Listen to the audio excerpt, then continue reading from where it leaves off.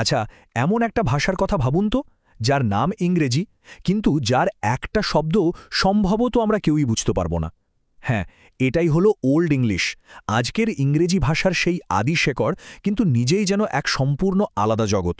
তো আজ আমরা ইংরেজি সাহিত্যের সেই জন্মকথাটাই একটু ঘেঁটে দেখব, এক হারানো পৃথিবীর গল্প, আর তার আসল ধ্বনিটা খুঁজে বের করার চেষ্টা করব। তাহলে আসল প্রশ্নটা হলো ১৩০০ বছর আগে এই ইংরেজি ভাষাটা শুনতে ঠিক কেমন ছিল? দেখুন, আজকের ইংরেজির যে নরম মোলায়েম সুর, সেটা একদম ভুলে যান। এর ধ্বনি ছিল অনেক বেশি গভীর, অনেকটা জার্মান বা ডাচ ভাষার মতো ভারী আর গম্ভীর। আসলে এটা ছিল যোদ্ধা আর অভিযাত্রীদের ভাষা, আর তাই তার মেজাজটাই ছিল একদম অন্যরকম। এই যে শব্দগুলো দেখছেন, এগুলোই হল বেওয়ুলফ মহাকাব্যের সেই কিংবদন্তি তুল্য প্রথম কয়েকটি লাইন। আজকের ইংরেজিতে এর মানেটা দাঁড়াচ্ছে অনেকটা এরকম: listen, we have heard of the glory of the spear Danes in days of year. মানে, শোনো, আমরা শুনেছি বর্ষাধারী ডেনদের গৌরবের কথা। পার্থক্যটা বিশাল, তাই না? হোয়াইটের মতো শব্দগুলো তো কবেই ভাষা থেকে হারিয়ে গেছে, কিন্তু এগুলো আমাদের ঠিকই সেই ভাষার শক্তিশালী নাটকীয় সুরের একটা চমৎকার আভাস দেয়। একটা মজার ব্যাপার কি জানেন? যারা এই ভাষায় কথা বলতেন, তারা কিন্তু নিজেরা একে কখনো ওল্ড ইংলিশ বলেননি। তাদের কাছে এটা ছিল শুধুই ইংলিশ, মানে ইংলিশ। এই ওল্ড ইংলিশ নামটা তো দেয়া হয়েছে অনেক অনেক পরে। সুতরাং এই সাহিত্যের উৎসটা যদি ঠিকঠাক বুঝতে হয়, তাহলে আমাদের সবার আগে সেই মানুষগুলোকে বুঝতে হবে যারা এই ভাষাকে প্রথম রূপ দিয়েছিলেন। সময়টা ছিল মোটামুটি ৪৫০ থেকে ১১০০ সাল পর্যন্ত। এই যুগটাকেই বলা হয় অ্যাংলো স্যাক্সন যুগ। মানে, ইংল্যান্ডের ভাষা আর সংস্কৃতির একেবারে ভিত্তিপ্রস্তরটা এখানেই তৈরি হয়েছিল। ভাবুন, রোমান সৈন্যদল চলে যাওয়ার পর ব্রিটেনে যে একটা বিশাল শূন্যতা তৈরি হয়, সেটা পূরণ করতেই অ্যাঙ্গেল, স্যাক্সন আর জুট, এই জার্মানিক উপজাতিরা সাগর পাড়ি দিয়ে এসে হাজির হয়। আর তারা শুধু নিজেরা আসেনি, সাথে করে নিয়ে এসেছিল তাদের ভাষা, তাদের দেবদেবী আর তাদের গল্প, যা কিনা ভবিষ্যতে সবকিছুই নির্ধারণ করে দিয়েছিল। এই যে নতুন সংস্কৃতিটা গড়ে উঠল, তার ঠিক কেন্দ্রবিন্দুতে ছিল দুটো একদম ভিন্ন জগতের সংঘাত।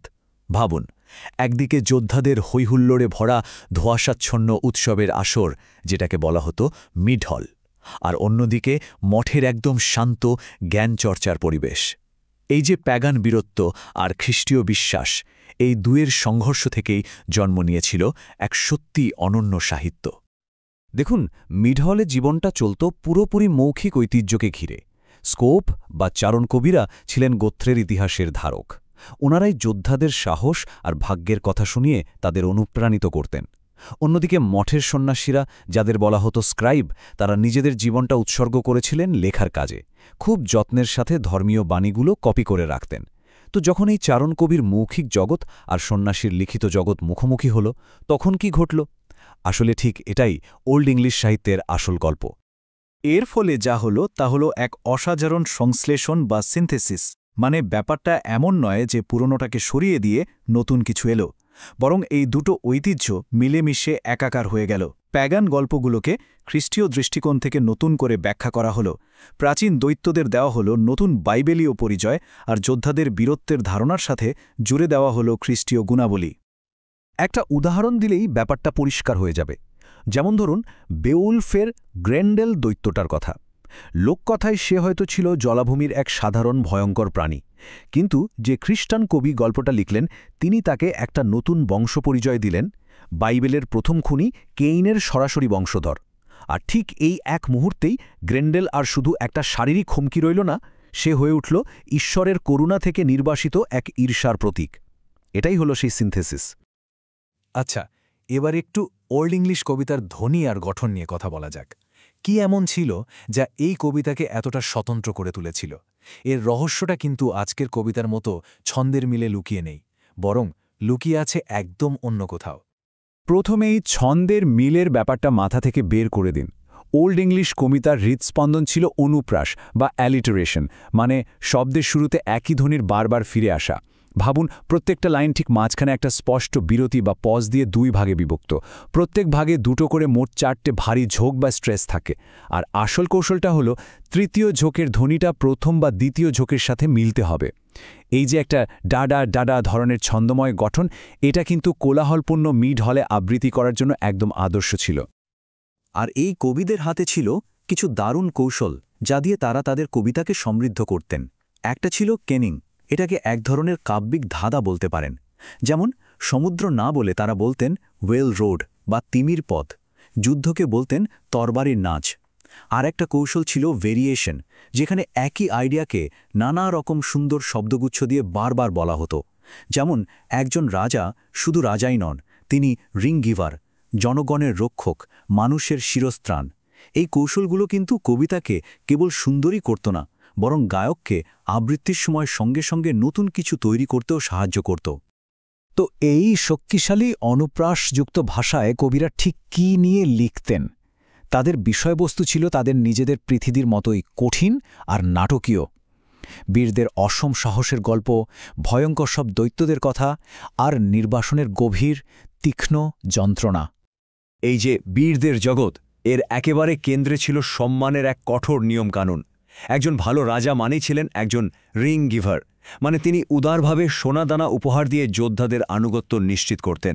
আর এটাই ছিল সামাজিক শৃঙ্খলা। দৈত্যরা ছিল ঠিক এই শৃঙ্খলার শত্রু। যেমন গ্র্যান্ডেল ছিল ঈর্ষার প্রতীক, যা সমাজকে ভেতর থেকে নষ্ট করে দেয়, আর ড্রাগন ছিল লোভের প্রতীক, যা সম্পদ শুধু জমিয়ে রাখে। কিন্তু সব কিছুর ওপরে ছিল ওয়ার্ড বা নিয়তির ধারণা, এমন এক অমোঘ, প্রায়শই দুঃখজনক ভাগ্য যা থেকে বড় বড় বীররাও পালাতে পারত না। তবে শুধু বীরত্ব বা যুদ্ধের গল্পই কিন্তু নয়, এই সাহিত্যের একটা বড় অংশ জুড়ে রয়েছে এক গভীর বিষাদের সুর, বিশেষ করে এলিজি বা শোকগাথাগুলোতে।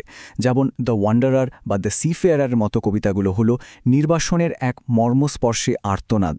নিজের প্রভু, নিজের লোকজন থেকে বিচ্ছিন্ন হওয়ার যে যন্ত্রণা, সেটাই এই কবিতাগুলোতে ফুটে উঠেছে।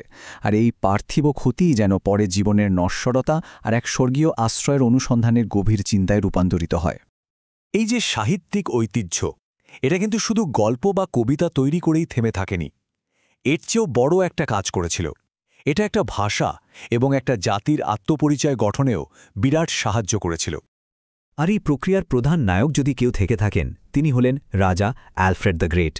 ভাবুন একবার, ভাইকিং আক্রমণের সময় মঠগুলো লুট হচ্ছে, বইপত্র পুড়িয়ে দেওয়া হচ্ছে, জ্ঞানচর্চা প্রায় বন্ধ। ঠিক সেই সময় অ্যালফ্রেড বুঝতে পারলেন একটা জাতিকে বিদেশি ভাষার উপর ভিত্তি করে এক করা সম্ভব নয়।